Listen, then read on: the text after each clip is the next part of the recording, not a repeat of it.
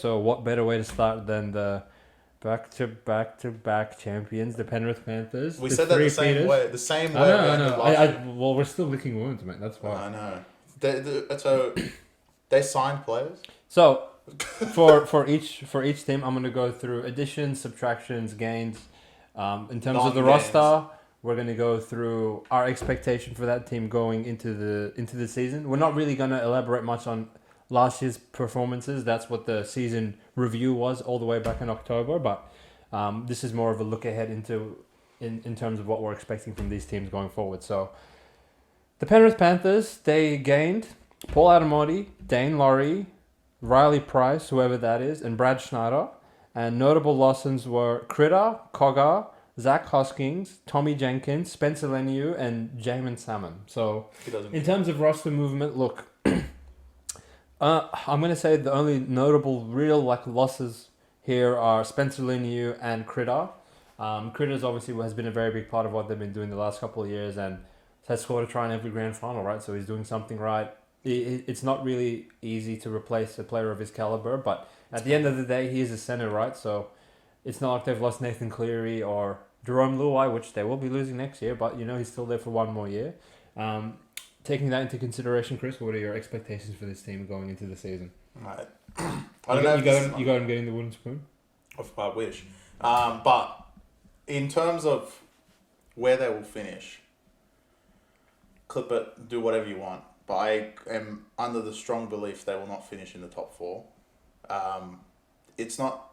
I think everyone thinks the league and everyone around them is out to beat these bombs, which at the end of the day, they are bombs, even though they've won 3 in a row. And we explained that in the review of Penrith. So this year, I think in my opinion, if you beat Penrith next year, it's like you're being a shell of them. It doesn't even count. They lose Luai, they've lost, God knows, they've lost Critter this year, Cogger, all their players, right? So the league will be out. Let's make sure they don't four-peat before Luai leaves, which is a key player of their team. And I think that's going to do a lot more detriment than is good. If they are that good, then they will still finish in the 4, which I don't think they will be able to overcome that, especially... the origin period, they lose someone like Cogger, who literally won them so many games when Cleary was out. This time, I guess they bring in Dane Laurie, which we saw him at Tigers, is garbage.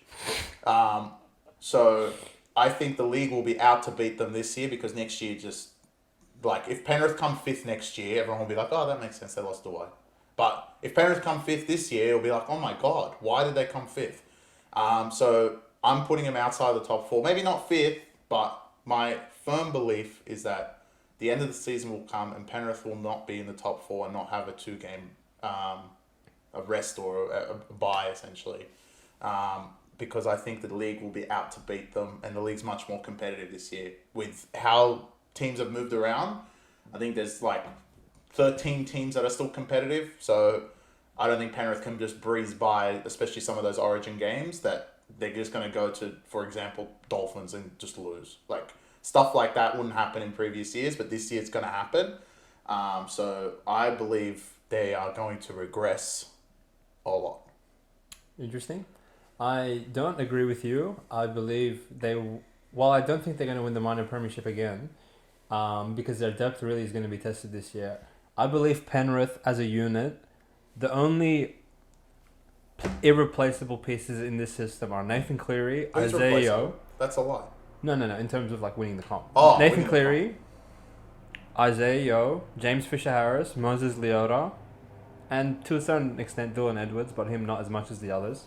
I think their forward pack by themselves can win games, and I'm not really that worried with Stephen Crichton. I mean, he's pretty replaceable in my opinion, right? They'll get back Mayfair. So he's gonna go and play center. I'm not saying that.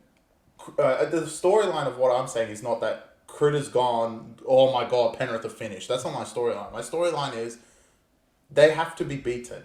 If it's not this year, it'll be next year, and I think it's going to come 1 year early. Fair enough. I feel like I made this argument last year when they lost Kikau and Carousel, which to me were way bigger losses than what they lost this year, and they proved me wrong. So I would be a major jackass if I just watched every season unfold and then just came with the same garbage take. So I'm going to give Penrith a spot in the top 4, and I think they are probably still favoured to win the title again. But I think with the amount of competition coming from the other teams, it's not going to be easy for them at all. And they won't finish first. And I don't expect them to get the minor premiership based on, like Chris mentioned earlier, going to Dolphins or some shit in Origin round now. It's not a gimme game, right? Yeah. Like they're going to lose some of those games in the middle. And I think generally they've been pretty healthy with like in terms of key player injuries, and that normally isn't sustainable. Which is what like Para showed last year, right? They had like 3 seasons of non-stop health, and then by the end of the season, Mitch Moses is out, Clint Gutherson's limping out of off the field in the final game. Like it's hard to just have that continuity all the time. But as far as I'm concerned, as a system, as a team, they are the creme de la creme of the NRL, and I'm not worried about their chances of. We'll see you guys outside the top 4. Maybe play some elimination matches, bitches. Yeah, mate. Fair enough.